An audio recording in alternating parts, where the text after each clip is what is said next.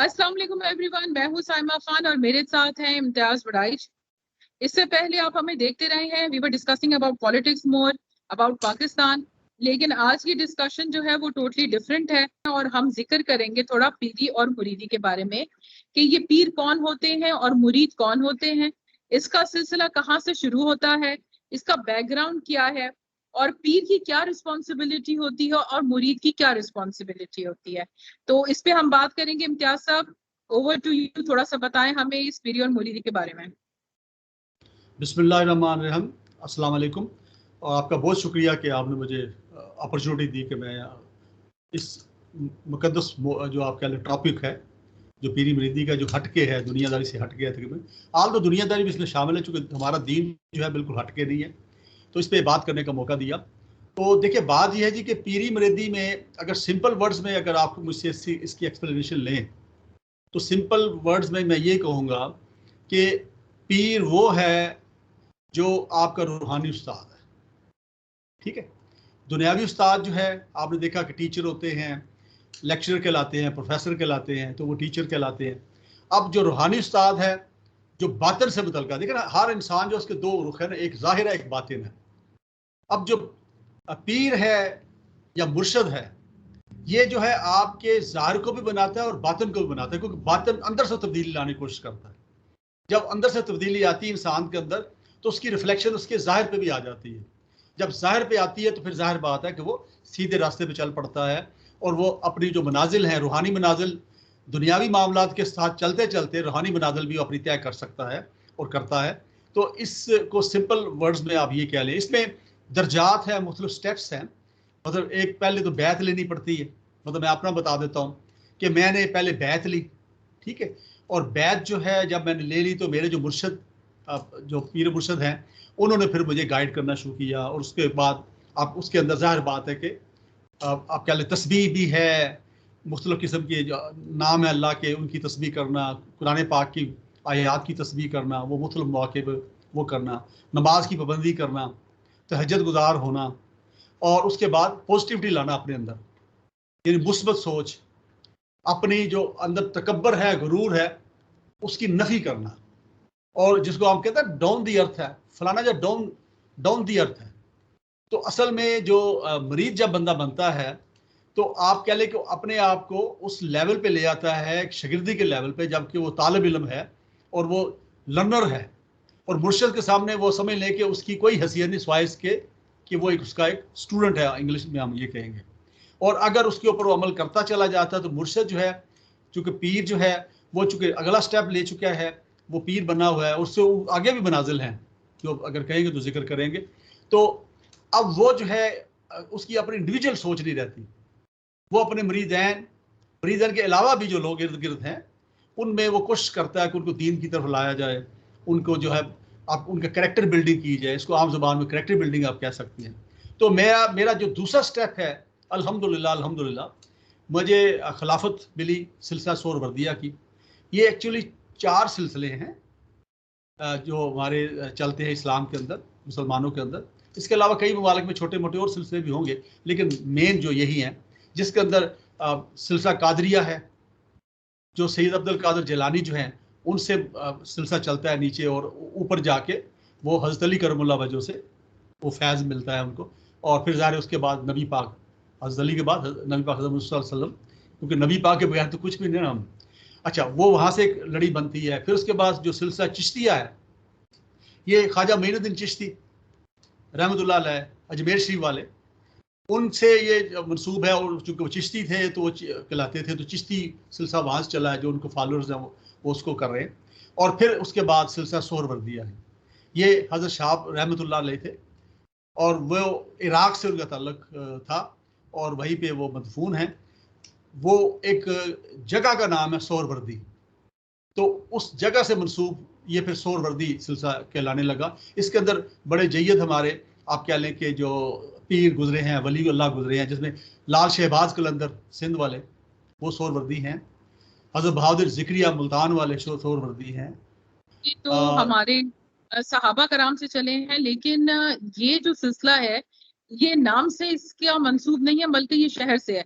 जैसे राबिया बसरी थी, क्योंकि वो बसरा में थी तो उनके नाम के आगे बसरी हो गया। तो एक्चुअली ये शहर का नाम था इराक के, शहर जिसको का जो नाम है है। डाल दिया गया है। अच्छा ठीक। अब ये जो पीरी का सिलसिला शुरू है, इसकी मैं थोड़ी बैकग्राउंड इस तरह बता देता हूँ कि जब नबी पाक दुनिया पे मौजूद थे खुद और ज़ाहरी तौर पे, तो उस वक्त जो थे, जो भी मसले मसाइल आते थे लोगों को, वो उनसे डायरेक्ट, जो सहाबा कराम थे, उनसे गाइडेंस लेते थे। और कुरान पाक में भी चूँकि 2 जगह पे उसका तर्जमा इससे ज़्यादा भी है, लेकिन 2 जगह का जिक्र करता हूँ। एक में तर्जमा है कि नबी आपको जो करने को कहें वो करो, जिससे बाज रखे उससे बाज रखो। और एक मकाम पे कुरान पाक का तर्जमा है कि नबी अपनी मर्जी से कुछ नहीं बोलता या कहता, उसको जो कहने के लिए कहा जाता है वही कहता है। तो इसका मतलब यह है कि जो भी हदीस हमारे पास आती हैं, जो नबी बाप फरमाते रहे, वो ऐन अल्लाह की ताईद कुरान के मुताबिक उनको हासिल है और वो काबिल अतात है। तो उसके बाद जब उनकी ज़िंदगी के बाद फिर आपने देखा कि जब वो दुनिया से पर्दा फरमा गए, तो फिर सहाबा कराम रह गए। पहले 4 खुलफा राशिदीन थे जो बहुत करीब थे नबी पाक के, वो गाइडेंस देते रहे। फिर उसके बाद जो सहाबा कराम, सहाबी का आपको पता ही कि सहाबी वो है कि जिसने ईमान के साथ नबी पाक से कम एक बार मुलाकात की हो और उनको कुछ करते हुए, कुछ कहते हुए देखा हो। तो सहाबा कराम से फिर लोग जो थे गाइडेंस लेते थे जाके, जो अगली जनरेशन आई थी उसके बाद, जब सहाबा के बाद जिन्होंने नबी पाक से को नहीं देखा, सहाबी नहीं बन सके, तो वो सिलसिला चलता रहा। लेकिन जब सहाबा कराम का सिलसिला ख़त्म हुआ, तो फिर उसके बाद तमाम ये जो हमारे जो सिलसिले हैं रूहानी, पीरी मरीदी वाले आप कह लें, ये इनका मंबा जो है वो पीरान पीर हज़रत सैयद अब्दुल कादिर जिलानी या शेख अब्दुल कादिर जिलानी, जिनको ग्यारी वाले पीर भी कहते हैं लोग आम जुबान में, सादा जुबान में, तो उनसे जाके मिलता है सारा। ठीक है, तो ये वो एक सिलसिला है। अब इसके अंदर जो है पहली चीज़ तो ये ज़हन में रख लीजिए कि जो आम तौर पे हमारे मुख्तलिफ जो फ़िरके हैं, कई लोग जो हैं, चूँकि ज़्यादातर जो पीरी मुरीदी का सिलसिला चलता है ये बरेलवी में चलता है, और कुछ थोड़ा बहुत शायद देवबंदी में हो, लेकिन ज़्यादा मोस्टली बरेलवी में है या अहले तशय्युअ जो है उनके अंदर है ये। अब इसके अंदर जो अहले हदीस मकतबा फ़िक्र के हैं या देवबंदी हैं, तो वो सम टाइम इल्ज़ाम लगाते हैं कि जी शिरक है ये, यानी ये बंदों से मांगा जा रहा है, पीर से मांगा जा रहा है। अब मैं आपको बड़ी वाज़ेह तौर पे कह दूं कि पीर देने वाला कोई नहीं है, पीर रूहानी बिल्कुल, उस्ताद है, सिंपल। देना किसने? अल्लाह ने देना है। अल्लाह ने कर, पीर भी अल्लाह से ही मांगता है। अब बिल्कुल, एक वरना तो शख्स, ठीक जाती है बात। जी, अब मेरे पास अगर कोई शख्स आता है कि जी पीर साहब आप मेरे लिए दुआ करें, तो दुआ मैं किसके लिए करूंगा? किससे करूंगा? अल्लाह से करूंगा ना। अल्लाह से। तो मैं अल्लाह से मांग रहा हूं ना। अब ये जरूर बात है कि अगर कोई अल्लाह का नेक बंदा है, वो अल्लाह के करीब है, उसकी दुआ में ज्यादा असर होगा सर्टनली। ठीक है, अब इसमें देखें ना, बड़ी सिंपल सी लॉजिक है कि बल्कि कई लोग कहते हैं जी डायरेक्ट जो है वो क्यों नहीं। ठीक है ना, अल्लाह से डायरेक्ट मांगो, मांगा जा सकता है, बिल्कुल मांगा जा सकता है। तो मैं ये ब्रीफली ये जो बैकग्राउंड है वो ये है कि रूहानी उस्ताद, जब रूह ठीक होगी तो जिस्म भी ठीक हो जाएगा ना, तो इसलिए ओवरऑल उस्ताद है वो। अब डिपेंड करता है कि वो उस्ताद ठीक हो, वो बिल्कुल, पीर ठीक हो, वो मुर्शिद ठीक हो, वाकई पीर हो, वाकई मुर्शिद हो। ठीक है ना, बिल्कुल। ये बड़ा जरूरी है। और वो डब्बा पीरी पीर ना हो, मुरीदी को बिजनेस के तौर पे ना डब्बा लेके पीर ना चले, हो, पैसे वो कमाने वाला ना हो। इस पीरी हेलो, मरीदी में एक और वजाहत कर दूं मैं कि कोई पैसा इस्तेमाल नहीं होता, कोई हदिया नहीं लिया जाता। तो ये जो लोग जो हैं, जो पीर होते हैं, वो आस्थाने खोल लेते हैं और उसके बाद लोग उनके पास आते जाते हैं और वो पैसे लेते हैं, या कभी कुछ ऐसी चीज मांग लेते हैं जो मार्केट में कहीं पे भी दस्तयाब नहीं होती, और लोग उन्हीं को पैसे दे आते हैं कि भाई आप खुद अरेंज कर लें। तो इस तरीके से उन्होंने बिजनेस बनाया हुआ है रिलीजन को, जो कि क्यामत की एक निशानी है कि आप अपने ही मजहब को जो है वो तरीके से बेचेंगे और उसको आप बिजनेस बना के इस्तेमाल करेंगे।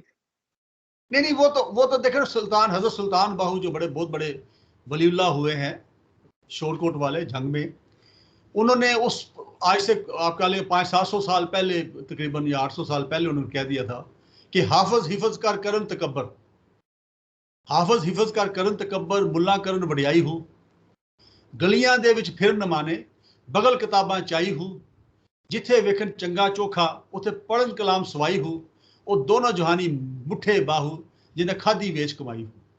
ये एक वलीउल्लाह कह रहा है। ठीक है, और उसकी वजह यह है कि जो जो पीरी है या मुर्शद है, वहां पैसे का तो जिक्र ही कोई नहीं है ना। वहां पे तो ये नहीं कि तवीज दे कि आपने सास के खिलाफ बहू को लड़ा देना है, बहू के खिलाफ सास को कर देना है और ये ऐसा करके आपने उसको लपेट लेना। वो पीर नहीं होते, वो जाली पीर होते हैं और मैं समझता हूँ उनको पीर कहने नहीं चाहिए, वो शोभदाबाज होते हैं। जी अच्छा इम्तियाज साहब, मेरा सवाल ये है कि बहुत सारे लोग जो हैं जो कि पीरी मुरीदी से मुंसलिक नहीं है या उनकी एसेसिबिलिटी नहीं है कि वो किसी ऐसे हल्के अहबाब में उठे बैठे जहां पे पीरी मुरीदी का कोई कॉन्सेप्ट हो, लेकिन वो बहुत रिलीजियस हैं, ठीक है, और वो अल्लाह ताला के करीब भी जाना चाहते हैं। लेकिन जैसा कि आपने देखा कि हमने जितने लोग जो बुजुर्गाने दीन हैं वो हमने जितने भी उठाए, मैंने आपसे पहले भी सवाल किया था कि लाइक दाता साहब हो गए, ये अली हजवेरी साहब, आपके अब्दुल्ला शाह गाजी हो गए, आपका इवन जो हमारे शायर थे बुल्ले शाह, उनका भी पीर था। फिर रूमी का मैंने आपको कहा था कि रूमी के भी वो शम्स तब्रेज़ को जो है वो एज अ टीचर एक्सेप्ट करते थे। तो ये जितने भी हम बुजुर्गाने दीन को फॉलो करते हैं या जिनके पास हम जाते हैं फातिहा खानी करने के लिए, तो इन सब के कोई ना कोई पीर थे, ठीक है, ये चीज देखने में आई है। तो अब बहुत सारी खवातीन ऐसी हैं जो कि बहुत ज्यादा रिलीजियस हैं, बहुत सारे लोगों की एक्सेसिबिलिटी नहीं है। तो क्या अल्लाह के करीब जाने के लिए किसी का मुरीद होना या पीर बनना ही जरूरी है, या इंसान अपनी इबादत से और इन सारी इबादत जो अल्लाह ने नफली रखी हैं, फर्जी रखी हैं और अच्छे अमाल रखे हैं, नेक अमाल, इनको करके भी अल्लाह के बहुत जल्द करीब जा सकता है? बड़ा अच्छा आपका सवाल है जी और बड़ा लॉजिकल है। देखिए, पहला तो मेरा इसका जवाब स्ट्रेट है कि यस, अल्लाह जो है हर तरह जगह मौजूद है। अल्लाह को ढूंढने के लिए एक पंजाबी शायर थे, पीर फजल शायद नाम था उनका, अगर मैं गलत नाम नहीं ले रहा, गुजरात से बिलोंग करते थे। वो कहते हैं, मैं टुरिया जंगल बेले नू वो हबल वरीदो नेड़े सी। मैं टुरिया जंगल बेले नू वो हबल वरीदो नेड़े सी। अब हबल वरीद ये कहा गया ना, मैं शहर के करीब हूँ, ये कुरान में कहा गया ना। तो अल्लाह ताला हर जगह मौजूद हैं और सबके करीब है, तो डायरेक्ट उनसे किया जा सकता है। लेकिन पीर क्यों जरूरी है इसकी मैं जरा बता देता हूँ। आपने देखा कि अल्लाह ताला अगर चाहते तो वो इंसानों के ऊपर डायरेक्ट उनके दिलों के अंदर, उनके दिमाग के अंदर हदायत डाल देते। जैसे फरिश्ते बनाए अल्लाह ताला ने कि जो गलत कर ही नहीं सकते, वो बाउंड हैं कि जो अल्लाह ताला का हुक्म है उसको बजावरी कर दे, उसके अलावा वो कुछ नहीं कर सकते। एक आप कह लें कि एक रत्ती बराबर भी वो अपनी मर्जी नहीं कर सकते, तो उनको वो बने ही ऐसे। इस तरह अल्लाह ताला अगर चाहते तो इंसानों को भी ऐसा बना देते, ठीक है। लेकिन इंसानों को अख्तियार दे दिया गया, बाख्तियार बना दिया गया, वो नेकी भी कर सकते हैं, बदी भी कर सकते हैं, दोनों रास्ते चुन सकते हैं, ठीक है। अब उसके लिए अल्लाह ताला ने एक नेचुरल सिस्टम इंट्रोड्यूस किया कि अपना पैगाम डायरेक्ट नहीं दिया आवाम को, डायरेक्ट लोगों को नहीं दिया। फरिश्ते आते वो पैगाम दे सकते ना डायरेक्ट, या अल्लाह ताला दिलों में डाल देते, ठीक है ना। लेकिन उन्होंने क्या किया, उन्होंने नबी और रसूल भेजे दुनिया में। अपना कलाम, पहले भी जो आसमानी किताबें आई हैं, तौरात है, ज़बूर है वगैरह, ये रसूलों के जरिए आई है। कलाम अल्लाह का रसूलों के जरिए आया और फिर अवाम तक पहुंचा, लोगों तक पहुंचा, उम्मत तक पहुंचा। इस तरह आखिरी नबी हज़रत मोहम्मद सल्लल्लाहु अलैहि वसल्लम, उनके ऊपर कुरान पाक नाज़िल हुआ और वो उनके थ्रू लोगों तक पहुंचा और लोगों ने उस पर ईमान लाए और मुसलमान हो गए। अब ये चैनल क्यों इस्तेमाल किया अल्लाह ताला ने? क्योंकि एक नेचुरल चैनल अल्लाह ने अख्तियार किया ना, कि अभी चूंकि इंसान जो है उसको इंसान के लेवल पे, आप देखें कुरान पाक पढ़ें तो उसमें कई बातें ऐसी लगती है जैसे बंदा बंदे से बात कर रहा है, ठीक है ना। तो उस लेवल पे आके अल्लाह ताला ने समझाने की कोशिश की जो हमारा लेवल था। अब उसमें हमारे सबसे बड़े उस्ताद हज़रत नबी मोहम्मद सल्लल्लाहु अलैहि वसल्लम, नबी आखिर ज़बान, सबसे बड़े हमारे उस्ताद हैं। पीराने पीर से भी बड़े, सबसे बड़े आप क्या लें, अल्लाह के नबी, अल्लाह के महबूब। उनके बाद फिर आपने देखा सहाबा की मैंने जिक्र किया, वो सारे आए। फिर उसके बाद फिर सिलसिला चला, तो जिसमें पीराने पीर हज़रत सैयद अब्दुल कादिर जिलानी, जिनका ताल्लुक जो है हज़रत अली करमुल्लाह वजह से जाके मिलता है। और ये तीनों मैंने बताया कि जो सिलसिले हैं, जिस्तिया है, चिश्तिया है, सोहरवर्दिया है, इनका जो डायरेक्ट ताल्लुक जो है जाके मिलता है हज़रत अली से, और जाहिर बात उससे आगे फिर नबी पाक से। और सिर्फ सिलसिला नक्शबंदी है जिसका ताल्लुक हज़रत सिद्दीक जो नबी पाक के बड़े करीब थे और नबी पाक के वो साथी थे, और उन्होंने हिजरत उनके साथ की, बड़ा मुकाम उनका खुलफा राशिदीन में सबसे पहले खलीफा बने, तो उनसे मिलता है और फिर आगे जाके नबी पाक से मिलता है। तो मकसद कहने का ये है कि जैसे हम आम डिग्री लेते हैं, मैट्रिक करते हैं, हम घर में बैठ के क्यों नहीं इम्तिहान दे लेते? अगर देखिए आपने देखा कई लोग प्राइवेट भी इम्तिहान देते हैं, लेकिन उसके लिए भी वो कोई ट्यूशन सेंटर किसी ना किसी टीचर के पास जाते हैं पढ़ने के लिए, तैयारी के लिए, क्योंकि वो रेगुलर सुबह पढ़ नहीं सकते, जॉब कर रहे हैं, कुछ और कर रहे हैं, तो शाम की क्लासेस में कहीं ना कहीं ले रहे होते हैं। तो जिस तरह हमें आम जो तालीम है जिसके दर्जात हैं, मतलब प्राइमरी करते हैं, फिर मैट्रिक करते हैं, फिर उसके बाद इंटर आ जाता है, फिर ग्रेजुएशन होती है, तो ये सारे जो सिलसिले हैं, दर्जात हैं, इसको तय करने के लिए हमें उस्ताद की जरूरत पड़ती है।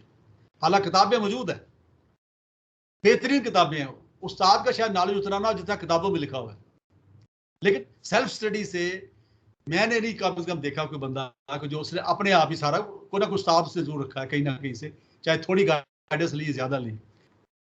तो ये बेसिकली उस्ताद है जो भटकने नहीं देता और गाइड करता है।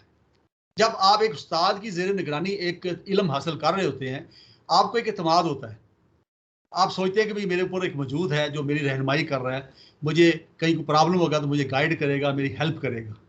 तो ये सिलसिला है, यानी उस पीर जो है वो ये पर्पस सॉल्व करता है। और चूंकि वो तो अल्लाह का नेक बंदा है और उसको अगर खिलाफत मिली है या उससे ऊपर वो मजीद को दर्जात उसके पास हैं अल्लाह ताला की तरफ से, ठीक है, तो वो जो दर्जात हैं वो जाके मिलते हैं, जाके हज़रत अली और या हज़रत अबू सिद्दीक और आगे फिर नबी पाक को मिलते हैं ना। वो पैरेलल दीन तो नहीं बना ना, शरीयत तो वही है जिसको वो फॉलो कर रहा है। तो मैंने बताया ना कि कोई शिरक नहीं, अगर कोई शिरक करता है ना, आपको बता दूं, अगर कोई शख्स है जो सजदे करवाता है अपने सामने, अगर कोई शख्स है जो अपने बड़े की जो उसके बुजुर्ग थे उनकी कब्र पर सजदा करवाता है, तो वो बिल्कुल नाजायज है, वो शिरक है, क्लियर शिरक है।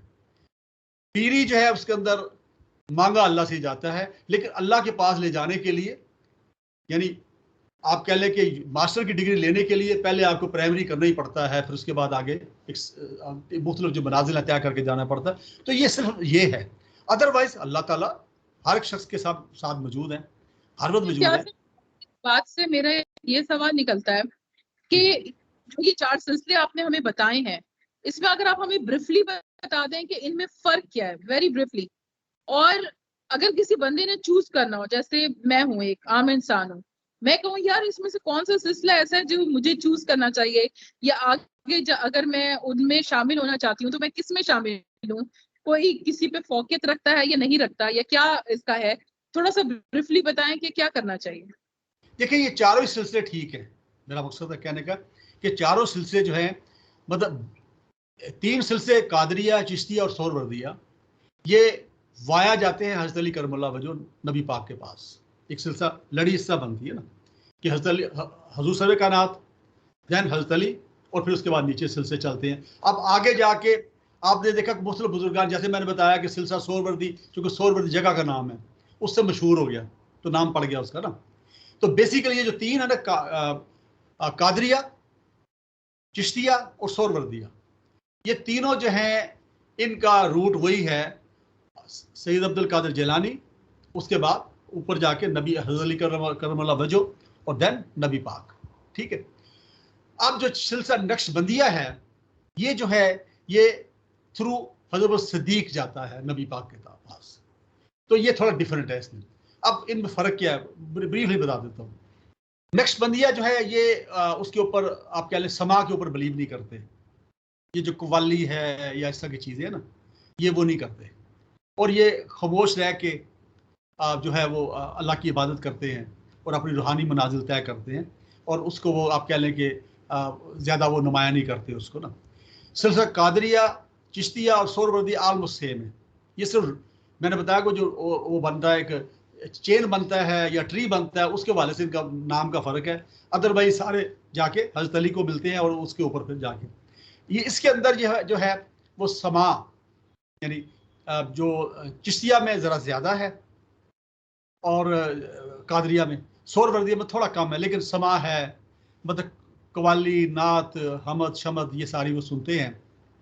और विरद जो है, विरद जो है वो सिलसिला कादरिया और चिश्तिया के अंदर ज़रा ज़्यादा ऊंचा उसको किया जाता है, जैसे अल्लाहु अल्लाहु अल्लाहु वो विरद करते हैं ना, तो वो उनका ज़रा एक अपना एक अंदाज है। सोहरवर्दिया में थोड़ा उससे टेम्पो लो होता है, ठीक है ना, उसमें ऊंचा ऊंचा जरूरी नहीं कि बोलें, लेकिन बोल सकते हैं, बोलते भी हैं, लेकिन नक्शबंदिया में नहीं है। नक्शबंदिया मुंह में पढ़ना है। तो ये अपना अपने एक स्कूल ऑफ थॉट है और ख्याल है जो हमारे जो ऊपर जाके जो पीर और मुर्शद बनते हैं एंड पे जाके, तो उन्होंने एक फील किया, उस हिसाब से उन्होंने उसको उसकी रवायात बना दी, उसका एक कल्चर डेवलप कर दिया। तो कल्चर का फर्क है, अदरवाइज सारे ही सही है। और इस पे अब डिपेंड करता है कि जो भी शख्स जो है, अगर वो कोई मरीज बनना चाहता है तो वो जिसको जो सूट करता है, ठीक है, जिसको वो ज़्यादा पसंद करता है, तो वो अगर वो कवाली या समा, तो वो ये तीन जो हैं सिलसिले, चिश्तिया, कादरिया और सोहरवर्दिया, इसमें से किसी एक को कोई बुजुर्ग अगर कोई ऑथेंटिक मौजूद है वहाँ पे, तो उनसे वो बैत कर सकते हैं, ठीक है ना। और बैत के बारे में ये बता दूं कि हर एक को बैत बिला तफरीक नहीं दे दी जाती कि एक बंदा आया है जिसको आप जानते नहीं है, उससे कहा जी मैंने बैत करनी है तो बैत करवा ली, नहीं। ये अंदर से एक इशारा आता है। क्योंकि मैं इस मंजिल से गुजरा हूँ, तो फौरी तौर पर मुझे बैत नहीं किया गया था, मुझे चंद दिन इंतज़ार करना पड़ा और मुझे मेरे पीर मुर्शिद ने कहा कि आप वेट करो, अभी हुक्म नहीं आया। तो फिर एक दिन उनका फ़ोन आ गया और उन्होंने कहा जी कि आपको मुबारक हो। इस तरह जब खिलाफत मिली तो मुझे बहुत थोड़े अरसे में मिली, मैंने तो महीने से पहले मुझे मिल गई ना, मेरा ख्याल हार्डली मेरे 27 या 28 दिन के बाद मुझे खिलाफत मिल गई। तो वो भी इसी तरह ही हुआ कि वो अचानक ही उनका मुझे आया कि अभी हुक्म आ गया है, आप खलीफा हैं, आइंदा से आप अपने नाम के साथ पीर लिखेंगे और अनाउंस करें इसको। अच्छा, तो ये इसलिए मेरे साथ पीर लिख लिया, अदरवाइज मेरे साथ आपको पता डॉक्टर का मिलने के बाद आप नाम के आगे पीर लगा सकते हैं। जी बिल्कुल बिल्कुल, खिलाफत के बाद आपको जो है, क्योंकि उन्होंने हुक्म ही दिया कि आप लिखे साथ पीर, अदरवाइज आपको पता मेरे पास टाइटल डॉक्टर भी है, चौधरी भी मैं कहता हूँ अपने आप को, मैं एनालिस्ट भी हूँ, मैं एंकर भी हूँ, मुझे कोई खास थर्स्ट नहीं है किसी टाइटल की। लेकिन और मुझे शुरू में लिखने में ये दिक्कत भी हुई कि मेरे जो आम दोस्त हैं, जो जनरली जो ज़ाहिर है मैं एक दुनियादार सा बंदा, एक गुनाहगार सा बंदा, आम सा बंदा, तो अल्लाह ताला ने मुझे नवाजा है, तो कई लोग कहेंगे भी ये क्या हो गया इसको, ठीक है ना। लेकिन चूंकि हुक्म था पीर मुर्शिद का, तो इसलिए मैंने फिर वो लिखना शुरू कर दिया साथ। और मैं कहता हूँ कि ये भी एक अल्लाह ताला का खास करम है, खुसूसी वो है और it's a huge responsibility actually. हाँ असल में, हाँ अब इसमें आ जाएं तो अब इस पे देखें ना, जो मुरीद होता है उसकी रिस्पॉन्सिबिलिटी सिर्फ इतनी होती है कि जो उसको उसका मुर्शिद या पीर कह रहा है, इबादत के बारे में, दुनियावी मामलात के बारे में वो गाइड करता है। सिर्फ इबादत नहीं, दुनियावी, कभी चलना कैसे, सड़क पे कैसे जाना है, हमसाये के साथ कैसे मिलना है, ठीक है, रिश्तेदारों के साथ कैसे मिलना है, कोलीग्स के साथ कैसे मिलना है, कैरेक्टर बिल्डिंग करनी ना। तो अंदर से उसने तब्दीली लानी है ना उसकी। यानी जो बाहर की हम तलीम लेते हैं ना, मैट्रिक एफ BA करते हैं, ये हमारी बाहर से तरबियत होती है। इसमें आल तो दिमाग भी इस्तेमाल होता है, अंदर इसकी भी थोड़ी बहुत तरबियत होती है। सर्टनली इंसान जब कुछ सीखता है तो उस पर अमल करता है। लेकिन बाद के आपने देखा होगा कि डिग्री बहुत बड़ी होती है लेकिन बंदे पर असर नहीं हुआ था उसका आपने देखा होगा। PhD भी होते हैं लेकिन वो अच्छे इंसान नहीं होते, उनकी कैरेक्टर बिल्डिंग नहीं हो पाती। अब ये जो हमारा पीरी मरीदी वाला सिलसिला, इसमें हम कैरेक्टर बिल्डिंग करते हैं और अंदर से तब्दीली लाते हैं। पहले जब अंदर से बंदा कन्विंस हो जाता है ना, बाई फोर्स नहीं, कन्विंस हो गए। अब उसके लिए आपको पता है कि हर वहां पे किताबें पढ़ी जाती है, दुनियावी तालीम में किताबें होती हैं, प्रैक्टिकल होते हैं, इस तरह की चीजें होती हैं, ठीक है। हमारी पीरी मरीदी में क्या है, हम अल्लाह का विरद, कुरान पाक की आयात का मुख्तलिफ का विरद, नमाजों का सिलसिला, फिर उसके बाद वाज़ और नसीहत। जब भी मौका मिलता है हम अपने मरीद को कुछ ना कुछ बताते रहते हैं, कोशिश करते रहते हैं कि ये लिबास ऐसा पहनो, ये करो, वो करो, ठीक है ना, इससा बोलो, इससा चलो, अपनी आंखों की हिफाजत करो, अपने आप की हिफाजत करो। ये हम अंदर से उसको साथ साथ वो कर रहे हैं। ये हो गया कि पीर मुरीद के साथ बहुत क्लोज रिलेशनशिप में रहता है, उसको कैरेक्टर बिल्ड करने के लिए दे आर वेरी क्लोज। तो पीर जो है वो मॉनिटर कर रहा है कंटिन्यूसली अपने मुरीदों को, ताकि जो रिजल्ट है वो उनमें से आ सके बाहर। नहीं बिल्कुल सही। इसमें देखो ना डबल रिस्पॉन्सिबिलिटी आ गई ना पीर की। एक तो उसका अपना देखो, एक तो उसके खुद एग्जाम्पल बनना ना अपने मुरीद के सामने और बाकी लोगों के सामने भी। अब अगर मैं किसी का पीर हूं या मुर्शद हूं, अब मेरी कोई ऐसी हरकत मेरा कोई मुरीद सुनेगा या बाकी लोग सुनेंगे तो क्या कहेगा, भी पीर इम्तियाज कहता है अपने को पीर लगाया हुआ है, तो ये देखो क्या हरकत कर दी इसने। तो सबसे पहले मुझे अपना वो करना है ना। उसके बाद मैंने अपने जो मरीद हैं, कल को कोई ये ना कि ये इम्तियाज का मरीद है, ये कर रहा है, देखो ना यार कैसा इसका पीर है कि उसको पता ही नहीं कि उसका मरीद क्या करते फिर रहे हैं। तो ये डबल रिस्पॉन्सिबिलिटी है, एक लीडरशिप की रिस्पॉन्सिबिलिटी आ जाती है एक्चुअली। जी अच्छा इम्तियाज साहब, मेरा आखिरी सवाल बिल्कुल अगर कोई बंदा आपके प्रोग्राम के तवज्जुह से बात करेंगे कि अगर कोई बंदा इस फील्ड में आना चाहता है और वो जो है वो मुरीद बनना चाहता है किसी पीर का, तो उसके लिए क्या है, वो किसको कांटेक्ट करे, कैसे जाए, क्या तरीकेकार है? क्योंकि इसकी कोई फॉर्मल बॉडी तो है नहीं आसपास आपके, क्योंकि आपको पता है बहुत सारे लोग लो प्रोफाइल रहते हैं, तो आपके साथ हो सकता है एक बहुत ही इंसान अच्छा रह रहा हो जो पीर भी हो और सूफीइज्म में भी हो और सब कुछ हो, लेकिन आपको पता ही नहीं होगा कि वो किस दर्जे पे है या क्या है। तो एक आम इंसान किस तरह से मुरीद बन सकता है? प्रोसेस क्या है? जी जी, देखिए आपने कहा था ना कि आस्थाने जो बनाए होते हैं, अब आस्थाने जो है बनाना जायज़ है, नाजायज़ नहीं है, ठीक है।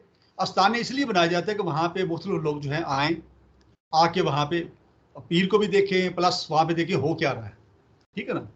तो पहली चीज़ तो मैं चले आपको बड़ी वादे कर देता हूँ कि आस्थाने पे गए हैं आपने, या जो भी जो हमारे सुनने वाले हैं उनमें से कोई अगर बनना चाहता है मरीद या बैत करना चाह रहा है, तो वो पीर साहब के आस्थाने पे गए और अगर वहाँ पे थोड़ी देर बैठे और देखे, अगर तो वहाँ पे पैसे का लेन देन चल रहा है, यानी पीर साहब जो है वो गद्दी के नीचे उनको कोई ना कोई पैसे रख रहे हैं लोग उठ के, ठीक है, या कुछ सजदे वजदे या इस तरह की शिरक की बात नजर आ रही है, ठीक है, या उनके पाँव को चूमा जा रहा है या कोई इस तरह की बात की जा रही है जिससे कि ज़ाहिर हो रहा है कि जैसे एक शिरक की जिसमें बू आती है, तो बड़ा वाज़ेह है कि वो पीर साहब नहीं है, ठीक है ना, वो सही सच्चे पीर नहीं है, उनके पास कुछ नहीं है। तो ये मुरीद जो है जो प्यासा है, आप देखें जब आप यूनिवर्सिटीज़ में जाते हैं तो मुख्तलिफ यूनिवर्सिटीज़ आपके सामने होती हैं, उसमें से आप एक यूनिवर्सिटी जो भी है वो चुनते हैं ना, उसकी आप रिप्यूट देखते हैं एक तो, ठीक है ना। आमतौर पर कैसे पता चलता है कि जी आप उन लोगों से पता करते हैं जो वहाँ पढ़े होते हैं पहले ना, तो एक तो रिप्यूट उसकी देखते हैं, फिर उसके बाद आप देखते हैं कि वहाँ पे उनका सिलेबस कैसा है, जो भी कुछ है। तो यहाँ पे आपकी बात दुरुस्त है कि बड़ी दिक्कत है, बड़ी मुश्किल है कि भी कैसे पहचान हो। तो पहचान मैंने सिंपल बता दी कि वहाँ पे जाएं, जब पता चले कोई दोस्त बताया कि जी वो फलां शख्स जो बड़ा अच्छा पीर है, तो आप चाहें तो बैत कर सकते हैं, तो वहाँ जाएं, एक आध दिन बैठ के वहाँ पे देख लें, उनको अंदाजा हो जाएगा, नजर आ जाता है, पता चल जाता है, शख्सियत का पता चल जाता है कि अल्लाह के करीब है कि नहीं। अगर मैंने बताया वहाँ पे दुकान लगी हुई है और पैसे लिए जा रहे हैं, हदिये लिए जा रहे हैं, और तवीज़ लिख के, नजायज़ तवीज़ लिखना बुरी बात नहीं है, वो इस्लामिक तवीज़ हम भी लिखते हैं, मुख्तलिफ आयात का तवीज़ हम दे देते हैं बरकत के तौर पे। हम कहते हैं कि ये पढ़ के आप फूंके, ये पढ़ के आप पानी पे फूंक पे पी लें इसको, तो वो अलग बात है। लेकिन अगर वो उसका चार्ज कर रहा है और साथ नेगेटिविटी कर रहा है, किसी सच्चा पीर किसी के नुकसान का नहीं करेगा कोई काम, कि जी मेरी जो बहू है ये इसको तलाक हो जाए, मेरी सास मर जाए, मेरा जो पार्टनर है वो सरेंडर कर जाए, हमेशा वो पॉजिटिव करेगा, वो नेगेटिव बात कभी नहीं करेगा और ना नेगेटिव वो उसको सपोर्ट करेगा। तो ये चीज़ें हैं जो आप आराम से चेक कर सकते हैं, बड़ा इजी है, कोई मुश्किल नहीं है। किसी भी दरबार पे जाएं, किसी भी गद्दी नशीन के पास जाएं, तो मेरा ख्याल है कि आजकल लोग इतने बाशऊर हैं कि 10-15 मिनट वहाँ बैठेंगे तो उनको अंदाज़ा हो जाएगा कि ये साहब कहाँ तक पहुँचे हुए हैं। तो अगर ऐसा कोई मिल जाता है, ये बात भी आपकी दुरुस्त है कि बहुत सारे अल्लाह के नेक बंदे जो पीर हैं, जो कुछ अल्लाह के नेक बंदे जनरल है ना, एक वो है जिनका सिलसिला चल रहा है, जैसे जिस सिलसिले में जैसे मैं एक आया हूँ ना एक सिलसिले में, इस समय मेरे से ऊपर जो मुर्शद है उनका सिलसिला आगे चला और आगे हज़रत अली तक पहुँचा और हुजूर पाक तक पहुँचता है। तो वो जो सिलसिले वाले पीर हैं वो उनके साथ सर्टनली कोई ना कोई लगा होता है, या सोहरवर्दी है, या चिश्ती लिखा है, या कादरी है, या पीर तरीकत लिखा होता है। तो ये पहचान है कि वो सिलसिले वाले हैं। लेकिन उस सिलसिले के अंदर भी मैंने बताया कि कई लोग जेन्युइन नहीं हैं, बड़े अफसोस की बात है, और वो इस तरह की चीज़ों में पड़ गए हैं, दुनियावी मामला में पड़ गए, तो ज़ाहिर बात है कि उसके पास फिर जाने का तो कोई फ़ायदा नहीं है, पता चल जाता है। और मेरे जो मुर्शिद है उनको तो मतलब क्या लेके ख्वाब में नज़र आ गया था ना जी, उनको ख्वाब में नज़र आ गया था, अपने मुर्शिद की शक्ल नज़र आ गई थी, और जिनको पहले उन्होंने कभी देखा ही नहीं था, तो फिर उन्होंने ढूंढ के फिर उनको वो वहाँ पहुँचे, और एक बार ख्वाब नहीं आया बल्कि 2-3 बार ख्वाब आया मुसलसल वही। तो जब सब ढूंढा उन्होंने मुख्तलिफ आस्थानों पे जाके, तो कहीं नहीं वो शख्सियत नजर आई, फिर एक जगह गए तो वहाँ वो बैठे थे। तो ये अब आपके सामने एक रूहानी एक फैज़ है ना। और वो मेरे मुर्शिद जो हैं वो उस फिरके से बिलोंग करते थे जो पीरों में बिलीव नहीं करते। तो अब वो जो है कन्वर्ट हुए हैं, और मैंने बताया कि जिससा हुआ, तो ये तो अल्लाह की तरफ से देखे ना, एक है, एक नजर आ रहा है ना एक चीज़ कि अल्लाह ताला अल्लाह ताला अगर राह रास्ते देखिए, पहली चीज तो ये कि जब आपकी ख्वाहिश चल पड़ती है कि आप अपना कोई पीर तलाश करना चाहते हैं तो आपको मुबारक हो। इसका मतलब आपके अंदर तब्दीली आ चुकी है, बेसिक तब्दीली आ चुकी है। आप खैर की तरफ जाना चाहते हैं, आप जानना चाहते हैं कि आगे बढ़े इसके अंदर रूहानी लाइफ के अंदर, और उसका जो असर है वो आपकी ज़ाहरी शख्सियत के ऊपर नजर आए। तो इसका मतलब ये है कि ये आप ये खुद खुश आयन चीज़ है कि आप पीर तलाश कर रहे हैं। ठीक है ना? ठीक ठीक। ओके इम्तियाज साहब, थैंक यू। अब लोगों को पता चल गया होगा, और जो लोग, मुझे उम्मीद है जो ये प्रोग्राम देख रहे होंगे वो उन्होंने इस प्रोग्राम से बहुत कुछ सीखा होगा, और वही लोग ये प्रोग्राम देख रहे होंगे जो रिलीजियस होंगे और थोड़ा सा उनको इस सब्जेक्ट में इंटरेस्ट होगा। उम्मीद है उनको बहुत अच्छी नॉलेज मिली होगी। बाकी इम्तियाज साहब अवेलेबल हैं, इनका यूट्यूब चैनल भी है, आप इनसे कांटेक्ट कर सकते हैं, और कोई इन्फॉर्मेशन चाहिए तो ये आपको और भी इन्फॉर्मेशन प्रोवाइड कर सकते हैं, क्योंकि अब ये इस रास्ते पे चल गए हैं जहाँ पे इनको खल के खिदमत करनी है, लोगों की हेल्प करनी है, लोगों को सही रास्ता दिखाना है। सिर्फ उनके लिए नहीं जो मुरीद हैं, लेकिन हर एक इंसान के लिए जो कि इनसे राब्ते में है। तो होपफुली आप लोगों को ये प्रोग्राम बहुत अच्छा लगा होगा। आप जरूर कमेंट करें और हमें बताएं कि आपकी इस बारे में क्या राय है और आप क्या सोचते हैं, और हमें भी अपना फीडबैक दें कि इसके अलावा कोई टॉपिक है जिस पे आप चाहते हैं कि हम आए और आपके उस टॉपिक पे बात करें। फिर इंशाल्लाह हम मिलते हैं किसी नए टॉपिक के साथ। Thank you very much. Allah Hafiz. Thank you Imtiaz साहब। बहुत शुक्रिया। अस्सलाम वालेकुम।